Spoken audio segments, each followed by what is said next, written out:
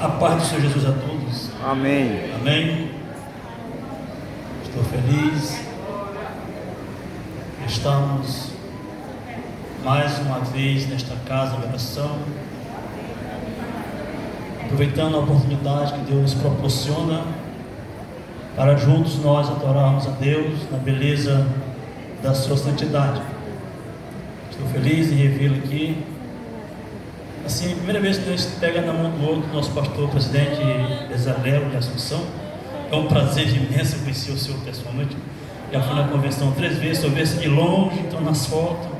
Mas que bom o senhor ver hoje aqui. Amém. Meus queridos, sem perca de tempo, só uma saudação. Mas Atos dos Apóstolos, capítulo 9, versículo 11, assim nos diz: então o Senhor lhe ordenou: dispõe-te e vai à rua que se chama à direita, e na casa de Judas procura por Saulo, apelidado de Tarso, pois ele está orando. E viu entrar um homem chamado Ananias, e pôs-lhe as mãos para que recuperasse a vista. Na verdade, quando a gente sabe que a obra de Deus, ela requer um sacrifício, chamado de Deus, e desempenho de cada um de nós que somos chamados pelo Deus vivo. Todos nós conhecemos a história de Paulo, e eu gosto muito de meditar sobre a história deste grande homem de Deus, porque é algo que mexe muito conosco. E eu tenho em casa escrevendo alguma coisa sobre os passos de um missionário. Outro também, eu estou também trabalhando em cima de as qualidades de um grande missionário, e assim por diante. Mas todos nós temos umas qualidades, e Paulo tem um versículo muito importante, que ele diz que trago no meu corpo as marcas de Cristo. Então isso é importante saber, trazer no corpo a marca de Cristo. Ele já fala sobre algumas características, algumas coisas importantes, porque fala de sofrimento. Uma das marcas é sofrimento, aquele é muito profundo, é muito dolorido. Então nós sabemos que Paulo, outrora era Saulo, era o grande perseguidor da igreja. O Paulo massacrava a igreja, perseguia a igreja em Jerusalém. Mas um dia ele se encontra com Jesus no caminho de Damasco. E naquele encontro ali, o primeiro contato dele com Cristo, houve uma diferença, porque diz a Bíblia que ele fica cego, ele cai. Mas como Deus tem um propósito na vida de um homem, e o propósito de Deus na vida de que quer que seja, não cai por terra. Passa o que passar, mas tem que se concluir.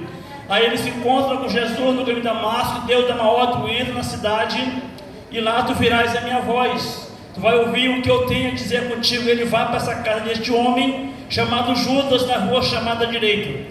E lá em Damasco tem um crente chamado Ananias. Este crente é um dos que estão em Damasco também. Eu creio, no meu conhecimento, eu me entendo que Paulo ia para Damasco justamente para prender os crentes que estavam em Damasco. Até porque ele pede uma carta ao seu superior, dando-lhe autorização para que eu fosse na cidade e trouxesse seus irmãos de Damasco aprisionados para Jerusalém.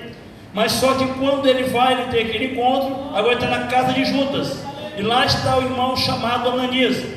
E Deus chega para Ananias e diz: Ananias, tu vai na rua chamada direita, porque lá tem um homem chamado, o nome dele é Saulo, apelidado por Paulo. Tu vai até ele. Mas Ananias, ele questiona com Deus. Às vezes nós questionamos com Deus a respeito de alguma coisa, faz parte da humanidade, faz parte nossa, e questionar uma vez com Deus a respeito de alguma coisa, até para fazer a obra de Deus, porque não é fácil fazer. Requer sacrifício, requer obediência, requer entender que nós somos chamados justamente para fazer a vontade de Deus, até porque está em João capítulo 15, e o verso 16, ele diz: se vós não escolheste a mim, mas eu escolhi a vós, e não é para que vades e dê fruto, e o vosso fruto permaneça, louvado seja o nome do Senhor Jesus. Eu quero fazer uma pergunta nessa noite: quem é escolhido de Deus, levante a mão para adorar. Só quem é escolhido pode adorar nessa noite. Só quem está fazendo o índio de Jesus também, levante a mão e dê um brado de glória, porque só quem é escolhido é chamado que pode adorar o nome de Jesus.